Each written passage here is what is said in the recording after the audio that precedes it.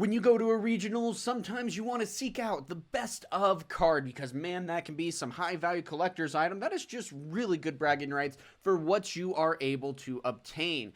Now, with that, we are going to be diving into, though, the best of decks of Vancouver, at least as many as have been submitted so far, and see what it takes to be able to pilot these decks to the top. Because, man, sometimes it's not very easy at all, especially when you pick maybe a rogue deck to take to a very competitive event. So, what are these decks? How did they perform? And what cards do they have? We're diving into that right now.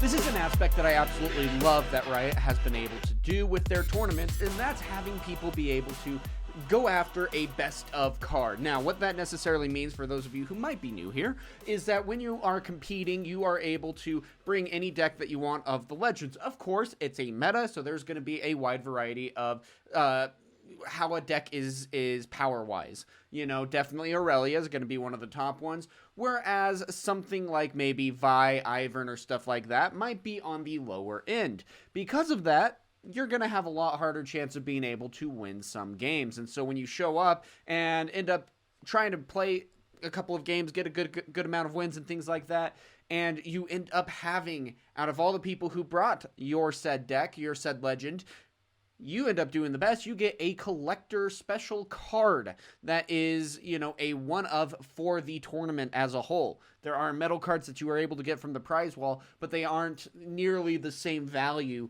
as what they have. I mean, the best of is texturized, you know, has some really good grooves and awesomeness on it, and it just looks super dang good.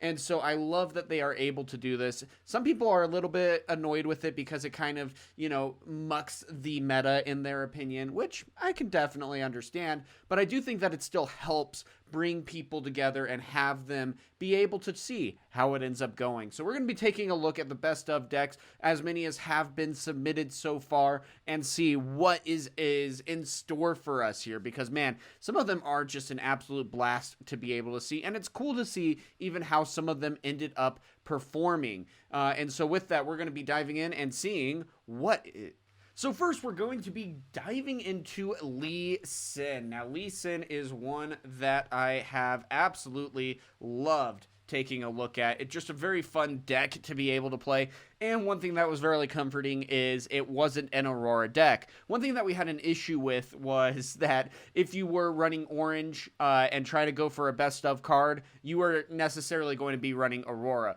And I mean, we even saw like a Jax Aurora for someone to try to get the best of Jax card. And so, you know, luckily in this case, there is no Aurora here. And also, Terry the Cactus was on stream. Really awesome guy. And just was able to bring an awesome deck and be able to have a super solid game. I mean, was able to get 153rd place with a deck that a lot of people have counted out. And that's impressive, I gotta say. And you can see why that it has the ability to maybe be a little bit difficult to try to go against. Now, there are still going to be those decks that do, you know, blow this deck out of the water, just as able to meet the aggression that it's able to dish out and things like that. But even still, this is something that you got to watch out for. I mean, when you look at the units lined up here, it's intimidating. I mean, first off, you see Nidalee, so when you win combat, you're able to draw a card, but it has ambush. So you're able to play it into a battlefield probably where you know you're going to win and immediately be able to capitalize off of that. You're then able to also use your Lee legend to be able, your Lee Sin legend to be able to pay one, tap the legend to be able to buff up any unit on the turn. So remember though that you can only have one buff per unit, so something to keep in mind there. So Nidalee is able to come in and do that. You also have two first mates that are able to ready a unit.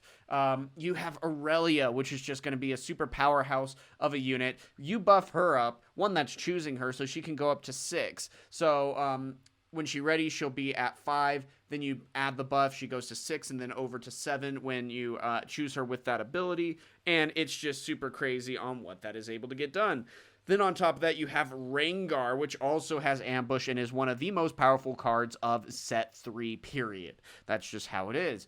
And I mean, for 5 and a power to get 6 might that is able to attack in where your enemy just has units, you don't have to have a single unit there, it can really help you double conquer because you can send in units to the other battlefield and then play out a Rengar, and that's about all they can do. That's the best thing about that. That can catch them off guard so much. They think that they're safe. They see a couple of units that have like 2 or 3 might. I'm not going to necessarily have to worry about that. Boom, there's a Rengar.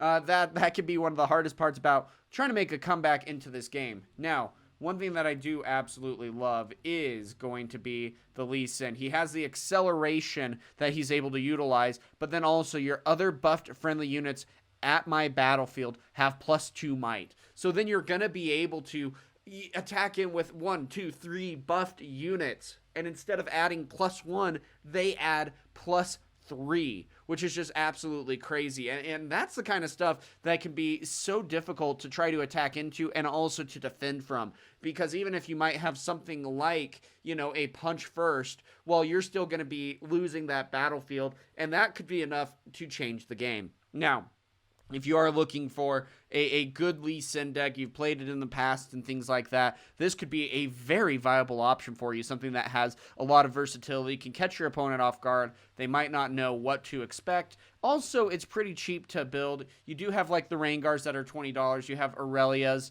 that are a couple bucks, they're very cheap, and everything else is less than $1. Sabotage, I think, is around $5, but I mean, all things considered, if you really want a cheap deck to be able to build, this is a great one to be able to do so.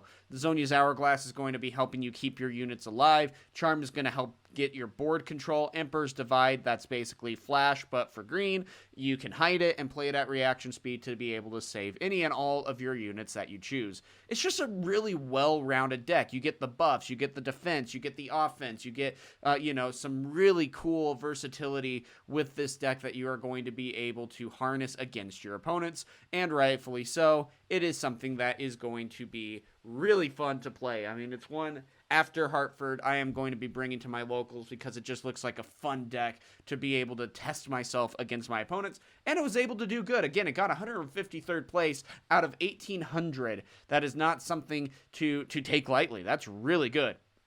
Now, Vi Enforcer was actually one to really catch me off guard, one that I was super excited to see because 88th place.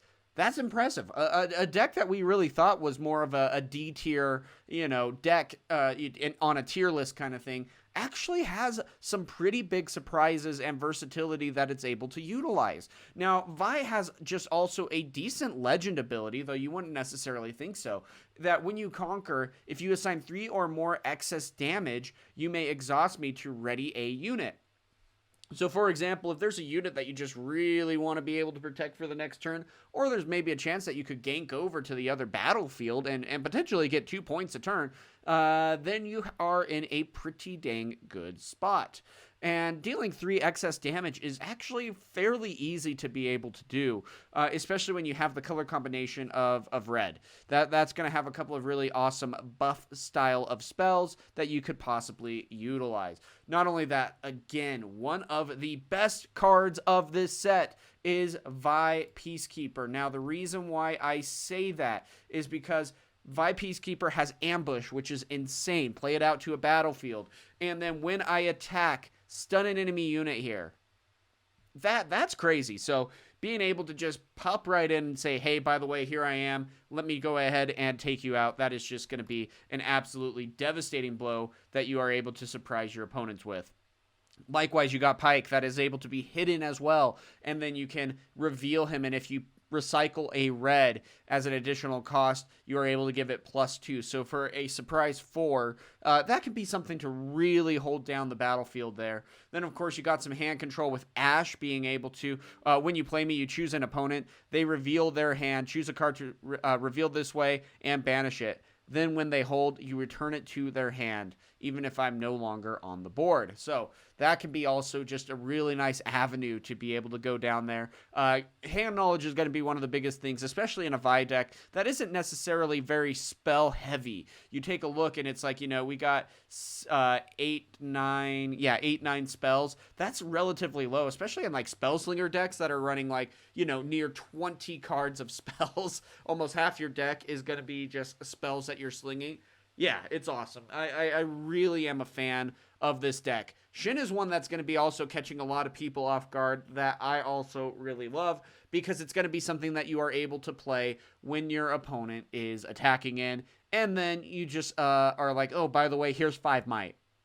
It has tank, it has shield.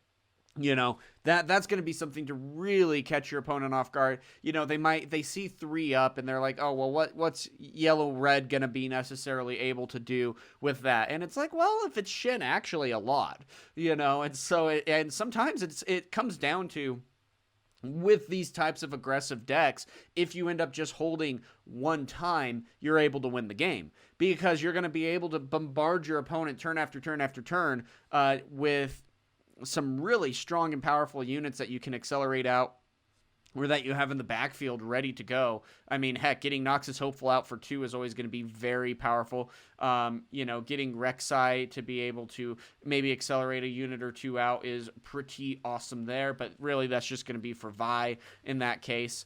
I really like how the entirety of this deck looks and how it performs.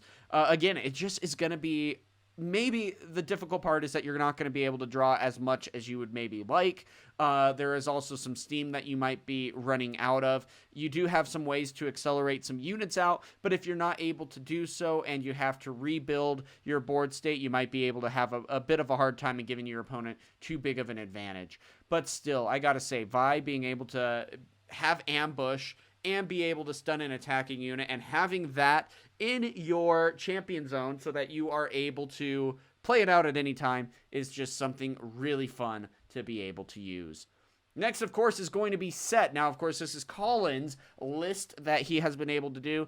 When he went into, Atlanta, he was able to get into the top 8 with Sett. He was also able to get 9th in, Sydney? Something along those lines. It was another regional that he was able to get like 9th place with. Wasn't the best showing for him this go around.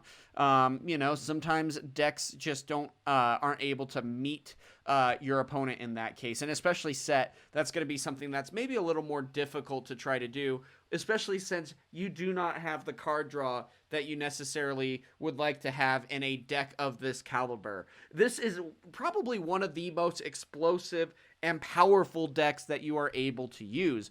But the hardest part with that is you might not be able to find the cards when you need it. I mean, you got some really solid spells. Showstopper is going to be one of the best ones. It's, of course, your signature spell where you get to buff a friendly unit to your base, and then you move it to a battlefield. So you're essentially going to be protecting it, because if a buffed unit would die, you sacrifice a rune, you remove the buff, and you recall the unit back to base. So really awesome there.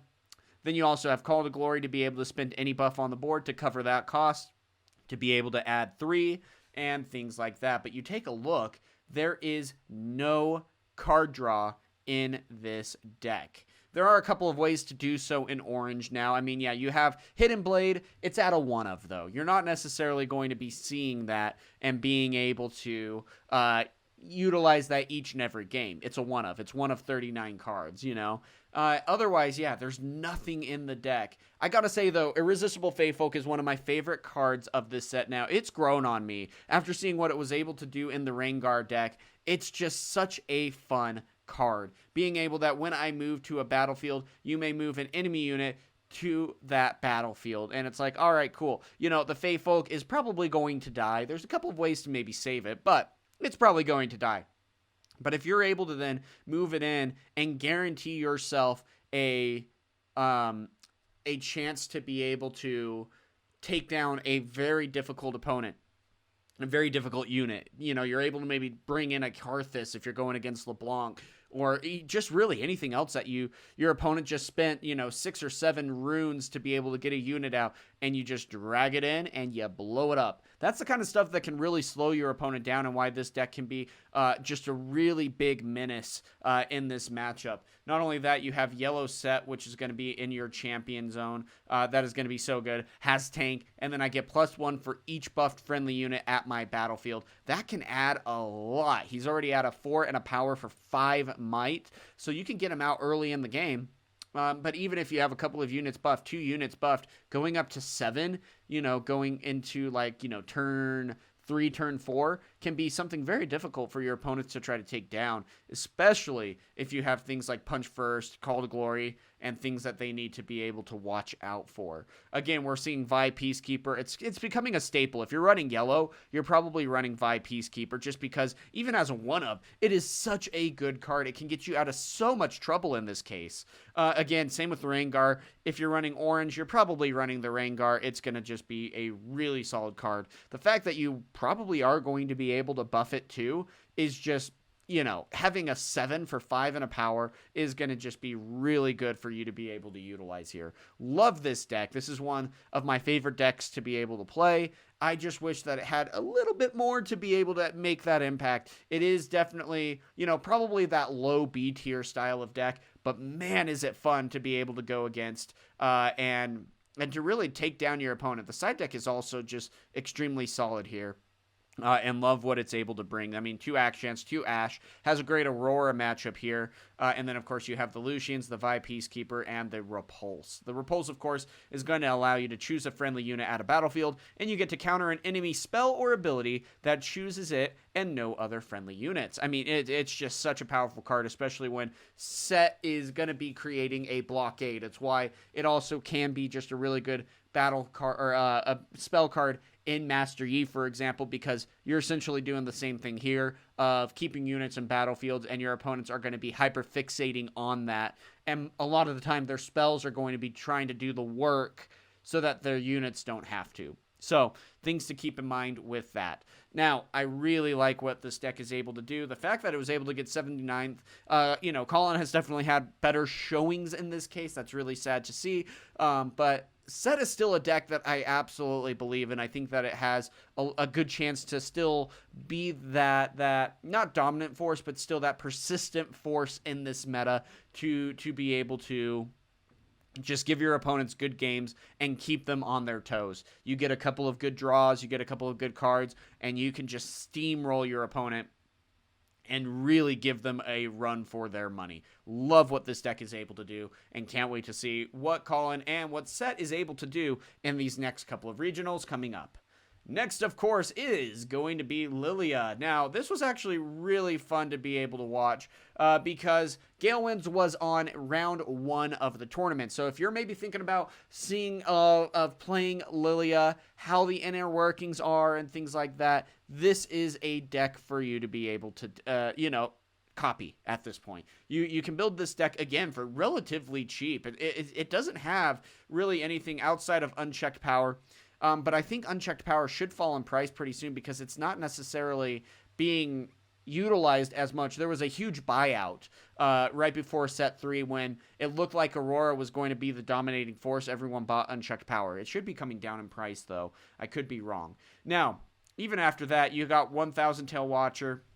And that's going to be your like $25 card. But other than that, everything is extremely cheap for you to be able to build. So, I mean, gosh, you could probably build this deck for $50 if you're not including unchecked power, which is a 1-of. You don't have to. I mean, you very easily could put in any of these sidecard decks. You could put in another Sprite Queen into this deck if you really wanted to from the side.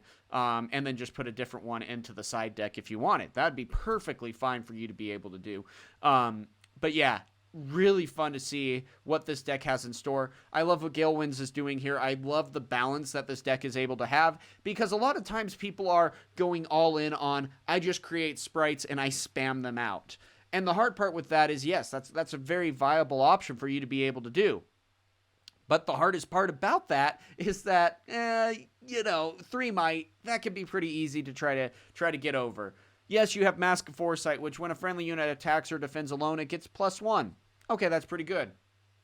You also have Heart of Dark Ice, which you can tap to be able to give a unit +3. All right, that's fine. You know, you also have, you know, Smokescreen to -4 from a unit. Cool, that's awesome. But the hardest part is if your units continue to disappear and you're having to spend, you know, 4, 5, 6, 7 might each and every turn to create, you know, 3 units that are just going to disappear again, you're really missing out on a lot of momentum. And that's why I like what Gale Winds is doing here, where yes, he is still that spell-heavy deck. He is still able to make a decent amount of sprites. And at the same time, he is going to be able to give those units the support they need so that he is able to hold and get a couple of much needed points. Now, this deck is probably one of the best aggressive decks that you are able to play in this meta. It is such a fun one to be able to utilize here, and one that we are going to be keeping a very close eye on. Just so fun to be able to see what it's able to bring to the board. Smoke and Mirrors is a really cool one too. It can be hidden, and you get to choose a unit you control and another unit you control at a different location. If at least one of them has temporary, move each to the other location. So if you have something like a Thousand Tail Watcher and you have a sprite on a battlefield and Smoke and Mirrors is hidden, you can reveal that, switch them, and all of a sudden +4 might. Also, you get to draw a card. That's also really good. And so it's like, okay, cool. That can really hurt. Same if you do that with like a Riptide Rex, you know, being able to just say, hey, by the way, here's 6 more might. Here's, I just doubled the might at this battlefield. That can be very difficult to try to come back from. Love the idea of Smoke and Mirrors. It's one that's made specifically for a token or a temporary style deck, which is Lillia, and it is just awesome to be able to see what this is able to do. You also get Sprite Burst, which is going to be a really good one. Just being able to pay 5 to make 2 units. Then you pay 2 to be able to get a third unit with your Legend ability. Really good to get just 12 might, make that final push right there. And the nice part is that's going to be no power spent on being able to do so. This is probably my favorite version of Lillia. There's been a lot that I've been studying and watching, and none of them necessarily have the units to back them up. I love that this does and what this is bringing to the table. I think that it is a great addition to the deck, or to the meta especially, because of what it's able to bring. Great job with Gale Winds on being able to get 77th place with this. He was able to win his round 1 on stream. So again, if you want to see what this deck is able to do, definitely watch that VOD. And again, if you want to build this deck, I think that it's going to be here for the long haul, and it's going to be one of the best aggressive decks. Now next, we had a Lux get into the top 64. That's crazy to be able to consider. I didn't necessarily see how that would be possible. It is so cool to see that Lux was able to do so. And I mean, the big thing is, I think a lot of us might be maybe sleeping on Lux a little bit. Yes, it's not going to be that deck that is going to be that A-tier deck. But you could argue that Lux might be that high C-tier, low B-tier style of deck that can really give you a couple of solid games. I mean, you take a look at what it's able to do. You have some good low to the ground units, which is awesome to be able to see. And then, of course, you have a great brand new addition, which is going to be Jhin. Now, for those of you who don't know, Jhin is going to be having Vision, which when you play me, you get to look at the top card of your main deck. And then if you spent 4 or more to play a spell this turn, you may recycle a blue to play me. Now, that's going to be 4 might that you automatically add to the board. Why? Because every single spell that you are going to be running that mid to late game is going to be above that 5 power, or that 5 cost. Because Lux specifically says that when you play a spell that costs 5 or more, draw 1. So, yeah, just, I mean, really good options right there. Being able to, you know, get a Sprite Burst, draw a card. Being able to, you know, play out a Singularity, draw a card. Progress Day, draw 4 cards, and then draw a card. Then you also have the board wipes that are very helpful too. You got Unchecked Power to be able to deal 12 to all units in Battlefield, which is really good. Then you also have Ruination, which is also able to kill a unit. This was also a deck list that was on stream, so if you do want to see what this deck list is able to do, definitely take a look at that. Again, though, this isn't going to be one of those top tier decks, but it is a rogue deck that can really surprise your opponent. Now, the hard part is with this is going to be one of the last times that you are going to be able to play Lux at a regionals to be able to get a best of metal card, which is why we've seen Ahri have a lot more, because Ahri is the most sought after metal card in this case, and we saw a huge uptick. I think Ahri was the 5th most brought card, or most brought deck in the regionals, and rightfully so. A lot of people trying to get that best of. Then on top of that, Lux is one of the most popular ones as well. I would say probably it goes Ahri or Lux. I could be wrong about that, but Ahri and then Lux. And then after that, who knows? But still, Jinx is also probably one of the top ones, so I could be wrong because she's just not necessarily meta relevant. Anyway, all the same, this is going to just be a great spell slinging deck that is able to really give your opponent a run for their money. You have Sprite Fountain for the early game. You have Coal of the Week to destroy those very pesky units that are difficult to reach. You have Singularity that can deal 6 to any units on the board. You're able to refill your hand at a very quick rate. You have Sprite Burst to be able to, potentially push in with a sudden 6 might, which is just crazy. And then if you end up holding a board, you can play out a Time Warp, which is just really cool to be able to see. Love the Seal of Insights here. Again, going to be a great way for you to use your power. You're only going to be maybe recycling 1 or 2 power each turn. So if Seal of Insight's able to mitigate that, and you're able to ramp up and continue to play these really big, high-costing spells, Ruination is 3 power. If you're able to create a gold with Poro, great, that's awesome. Unchecked is going to have 2. If you're able to mitigate one of those power costs, great, that's awesome. Things that you got to keep in mind with a lot of that.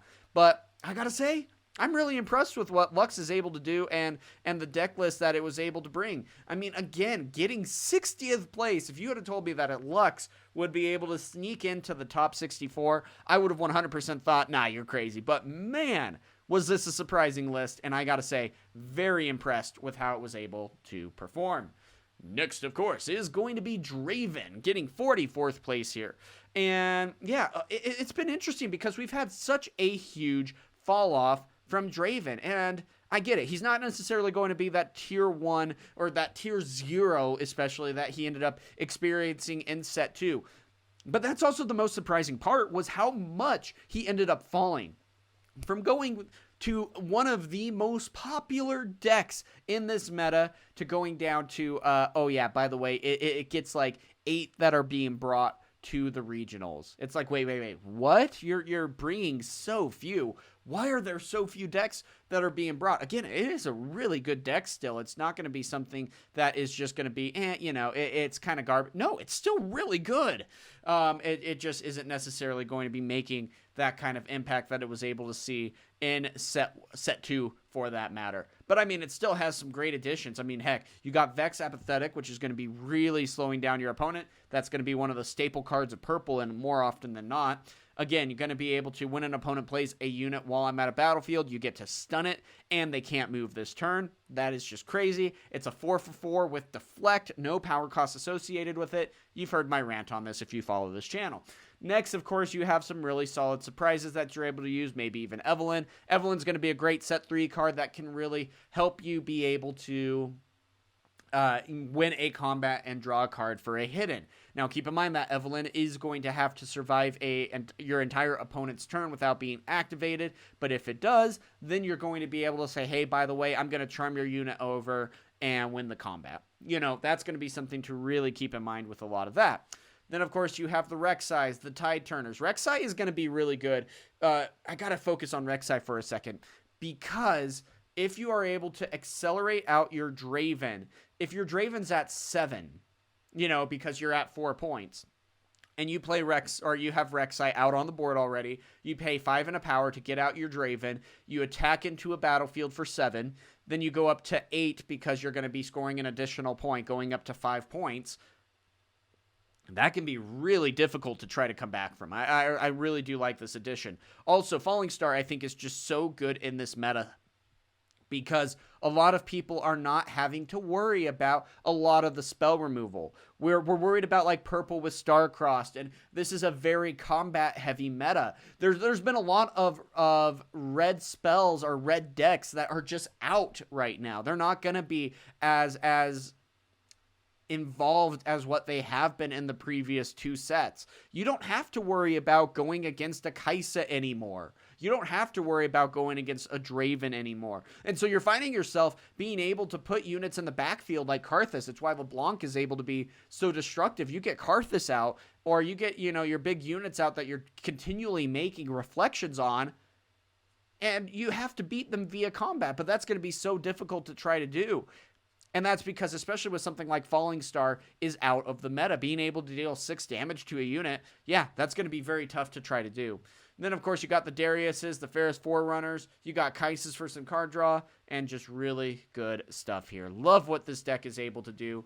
And again, I think that it still has a lot to be able to offer here, and is going to be still a good deck that could end up still, again, continually making top 64. I still don't think that it is going to be making a top 8. I think that, that those top decks are still going to be able to win out against Draven here.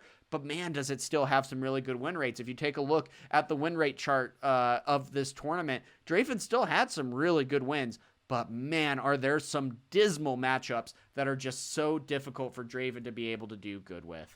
Next, of course, is going to be Kha'zix. Now, Kha'zix is one of my favorite decks here, especially because we have seen an Aurora Kha'zix, definitely, but at the same time, we also are able to take a look at mid-range Kha'zix, which is able to do so much in this meta. It is one of the best XP decks. There's only 2, really, XPE and Kha'zix, but even still, it is just able to do so much work. And having a lot of fun doing it. Spend an XP, tap this to be able to buff a unit, or spend 2 XP to be able to pull a unit back.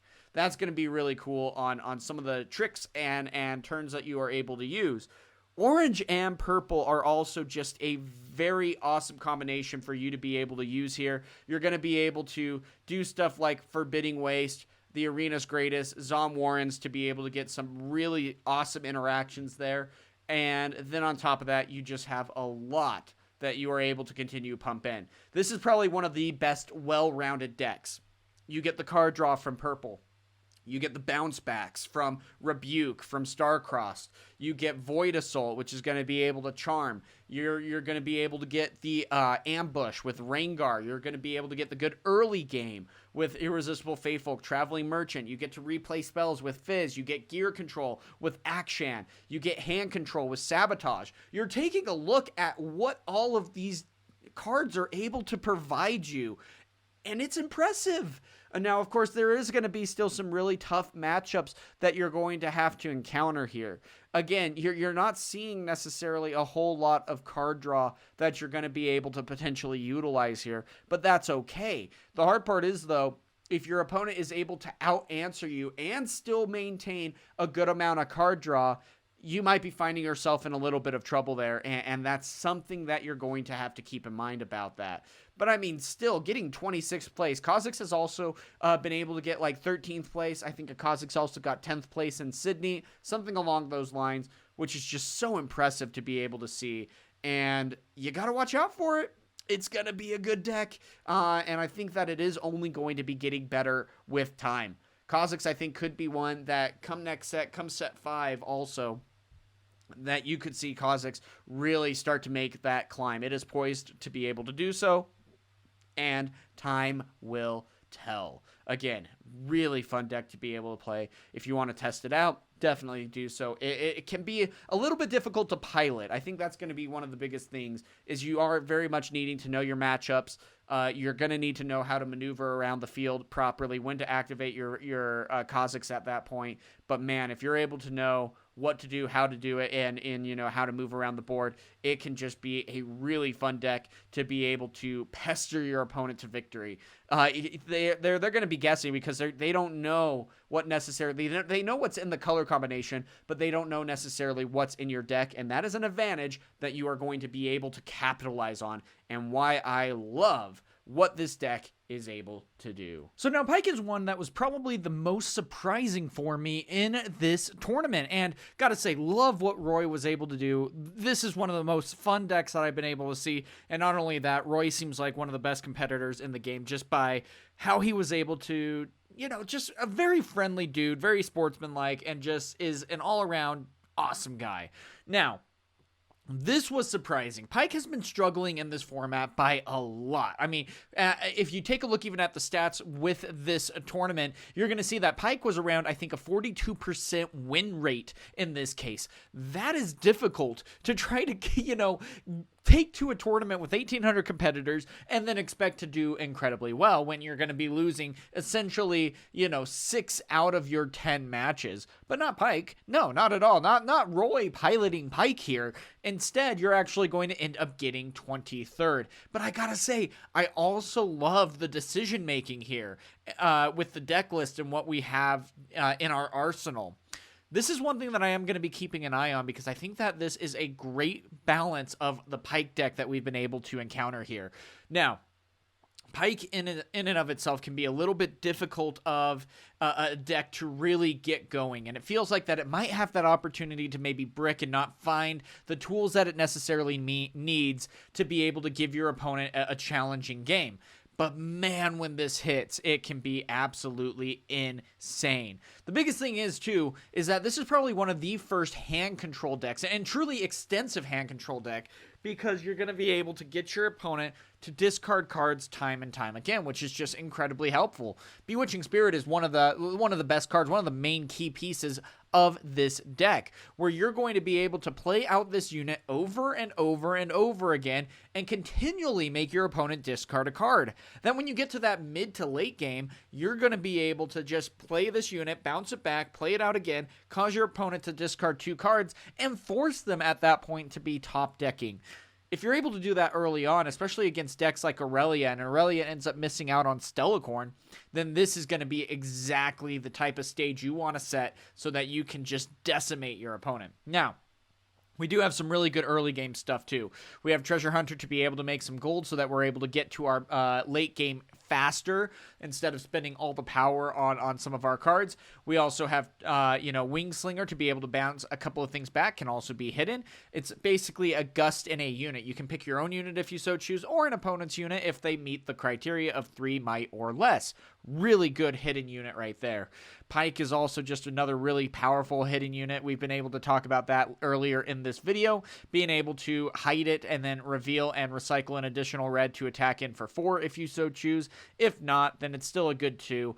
But it also has ganking, so if you're able to keep it alive for a turn and then gank over to the other battlefield, it can be a really big difference maker there.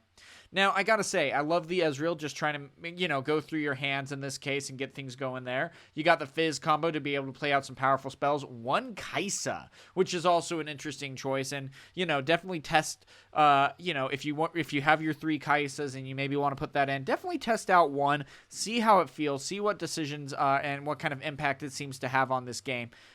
But it's definitely one where it's going to help you refill your hand, whereas, this might be a little bit difficult to try to do so. You have 1 Ezreal, you have 1 Kaisa, you have 3 Treasure Troves and Pack of Wonders, so, maybe that combo piece is enough to get things moving. But essentially, you don't have, a whole ton of card draw outside of, the stack deck and the Treasure Trove here. So that might be something, especially in a purple deck, that you might be struggling with a tiny bit, but still, it was able to do incredibly well all the same, which is why I say definitely test this deck before, you decide to make some changes on it. Because, again, it got 23rd, and Pykes just were not performing well right there. The Baron Nashor is also a great addition there. It can also be punished a little bit with Aurelia. If you're able to take out the Baron Nashor and you still have the 3 battlefields out, having Aurelia being able to bounce between 3 battlefields, scoring 3 points a turn, can make a good game go bad incredibly fast when you're going against that.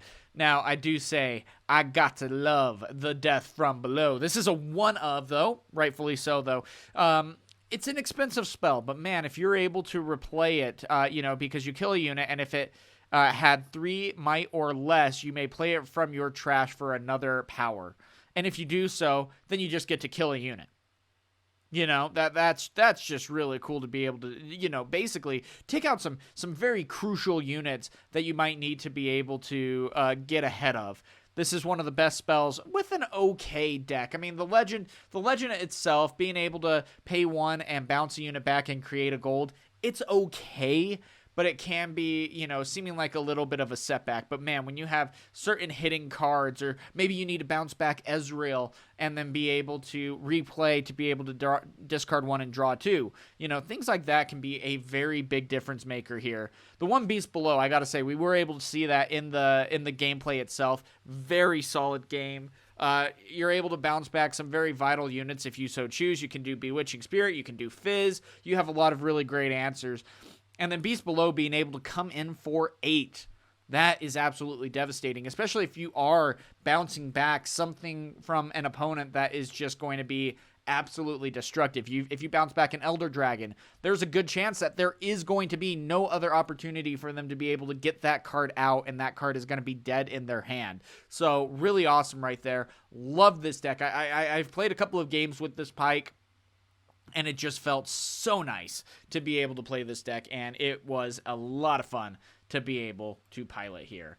Now, next, of course, we got Kai'Sa being able to get 15th place. And Kai'Sa has fallen back a little bit. I don't get the fall of Kai'Sa. It has been, you know, not as bad as Draven, I'll say that. But even still, Kai'Sa in set 1 was that dominating force, at least until Annie was able to make its way into the competition and prove that it was potentially the #1 deck. But even with all of that, we are still able to see that Kai'Sa might still be able to stand a chance, though there are some pretty difficult matchups. It can really struggle into Aurora at times, even with some of the gear destruction it has. But even still, that mid to late game that you're able to get to, that board control that you're able to maintain is just incredibly powerful. But gotta say, Turn to Dust is one of the best options that have been created for blue in this case, and it was one of the pieces that Kai'Sa absolutely needed. Because before you had like Thermo Beam, which was 5 and 2 power, and then you had to, you know, actually have it go off in that case too. And even if it did, you know, it was still very expensive to destroy, you know, an Aurora. Now with Turn to Dust, it's like, okay, Turn to Dust, it's going to allow your opponent to have Aurora go off once, but then on the follow-up turn, it's dead. That's something that we really love to see there. We, of course, got the Falling Stars, which are really good in this meta. The Spell Slinging is going to be just absolutely solid here. It can shut down a lot of decks. Diana bounces back. Kai'Sa destroys. That's going to be the biggest thing here. And it's like, all right, cool. You know, you got your way. All right, that's fine. Falling Star. It's gone. You know, kind of thing. And you got Void Seeker, which dealing 4 damage is going to be a big deal. More if you're even playing, you know, Void Gate at that point. And then you're able to, of course, draw a card. Singularity is going to be able to take out a lot. The 2 Time Warps, much needed at this point. And even with the Time Warps, some people do run, or, you know, have run the card that you discard a spell card from your hand, or you discard a card from your hand and deal damage equal to the cost of it, so 10 damage. You know, it might be something to also consider in this deck, but man, I gotta say I am really impressed with what is all in this deck. Very good looking deck right here, and it was able to do good, so I'm gonna be curious to see what else it's going to be able to do in this meta, if Kai'Sa's maybe gonna make a little bit of a resurgence now that we've been able to see it. But again, 24 decks were ending up being brought to the Vancouver Regionals, and 1 made it into top 64. Now, that 1 was 15th place, and I really like the choices, you know, that Senzari was able to make here. Very well-made deck, but definitely something to be keeping in mind, that 24 entered the competition, and only 1 was able to qualify for the actual regional. So, things to keep in mind there. Next, of course, is going to be Fiora. One of my favorite decks here. And it's good, I gotta say. And they've gone full in on the Rift Herald into Elder Dragon kind of play here. And, you know, rightfully so. You got some consistencies that you're able to get here. I still love the Spectral Matron to be able to save my Fiora if she happens to get destroyed. But even still, you're not necessarily really... You have a couple of 4 mites, which is really good. And then you have a couple of gears and stuff to be able to pump them up, which is nice.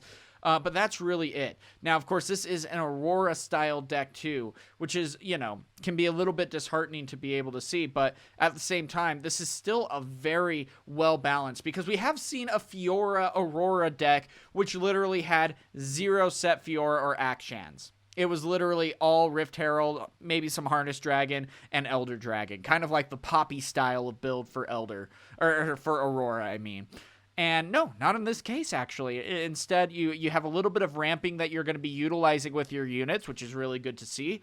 And then you have some answers. We're not even running Catalyst of Aeons at this point. So things to really be keeping in mind there. And I got to say, I really do like the options here. If this is an Aurora deck, at least they're actually embracing the Fiora legend ability, whereas more often than not, that's just not the case. They're not going to be doing that. And this also could be a really nice curveball to your opponent, where they think they're going against a Fiora deck, and then boom, Dazzling Aurora comes down. Great way to trick your opponent there.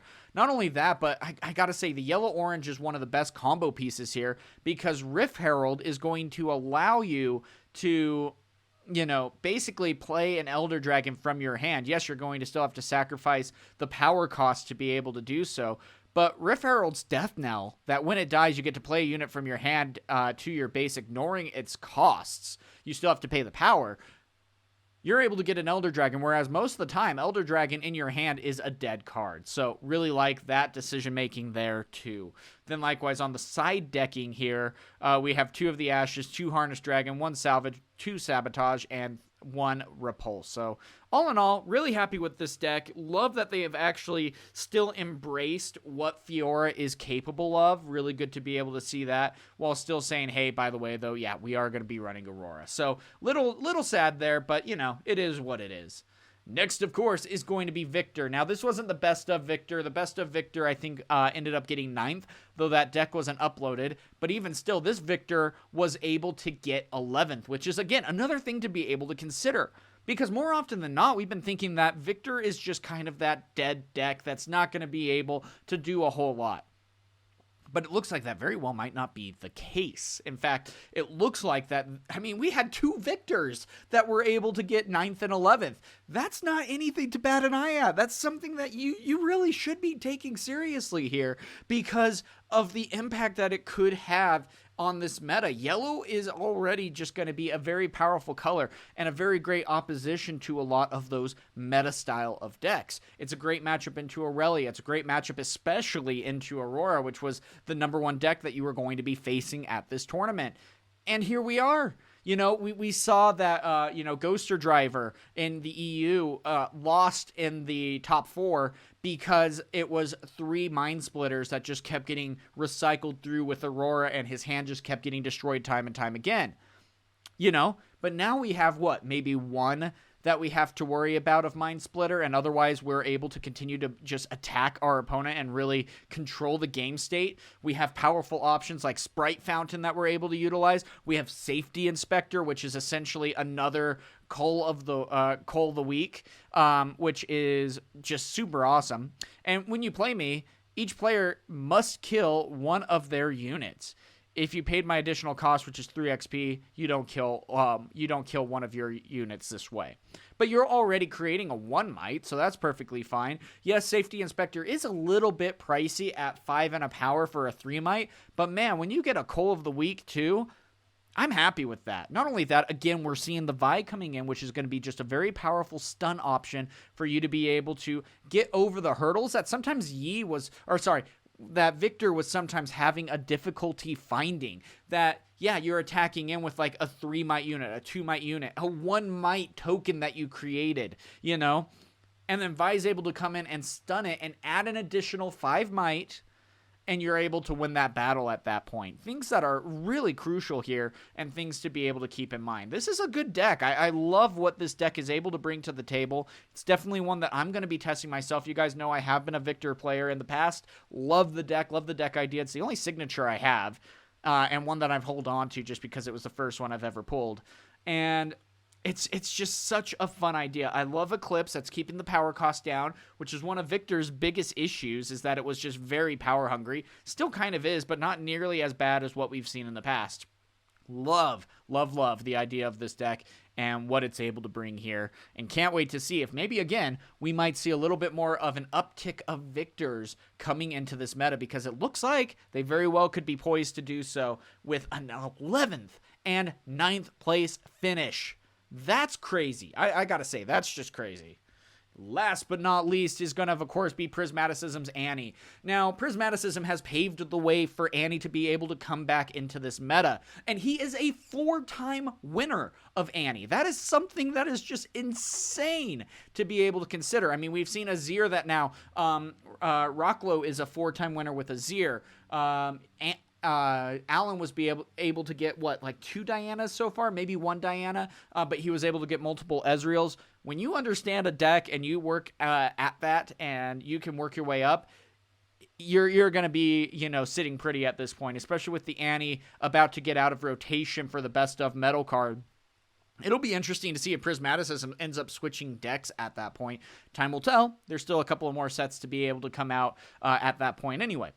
But all the same, Annie is just such a great option here on what it's able to do. And because of what Prismaticism's been able to do, we saw a huge uptick, at least on the English side, of Annie showing up to these regionals. And it's just such a solid deck. It does have some tough matchups, don't get me wrong. But man, when you are able to get this deck going, it is great. I love the Kha'zix also being included in this. Yes, it is a one of. That's still going to be a solid option.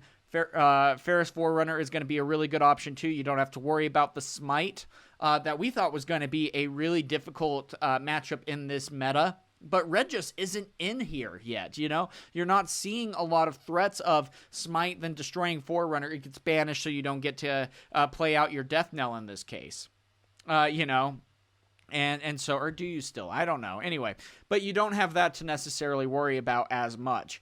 And so the biggest thing with all that, we also have Vex that is going to be a really solid option here. Rengar in Annie is one of the best options for this deck, that on your opponent's turn, you can just play out Rengar and have a readied unit to be able to attack in for 5 on the next turn. But one of the hardest parts is that you are going to maybe lack some card draw here, which could be a little bit difficult to try to balance out. But you still see that Prismaticism has made some changes over the course of his tournament runs, and he again was so close to being able to make it into that top 8. He did end up losing 2 rounds in this case, but even still, with something like Annie, that is awesome to be able to see that a deck like this was able to do so incredibly well. He's going to be running it in Hartford. I don't know if he's going over to the EU, but I believe that he is. And he's going to be running this again and just continuing to rack up the best of Annies. And it really wouldn't surprise me if he broke into that top 8 again. He is capable of doing so with a deck that, is still arguably that tier 1, but maybe on the lower side. But it is still a dominant force when it's in the hands of Prismaticism, and that is just how it is. So with that being said, guys, that is going to be it for now. There are still a couple of other best of decks that we are going to be taking a look at, but that was like basically the top 128 best of decks, which is really awesome to be able to see. What one surprised you? I mean, I gotta say, for me, being able to get Pyke and Viktor were probably some of the biggest surprises, just being able to get so high up. Again, I am still a huge believer in Kha'zix. I think that there is a lot of potential with that deck that just hasn't necessarily been explored. It's still one of the lowest brought decks to regionals, and I don't quite see the reason why. But man, is it fun to be able to play all of these decks in this meta. It is such a fun game with a great meta that is here with us, and we have 2 more regionals that are coming up for Set 3 with a lot to look forward to. So with that being said, guys, that is going to be it for now. What deck did surprise you? Let me know down in the comments below, and until next time, guys, have a good one.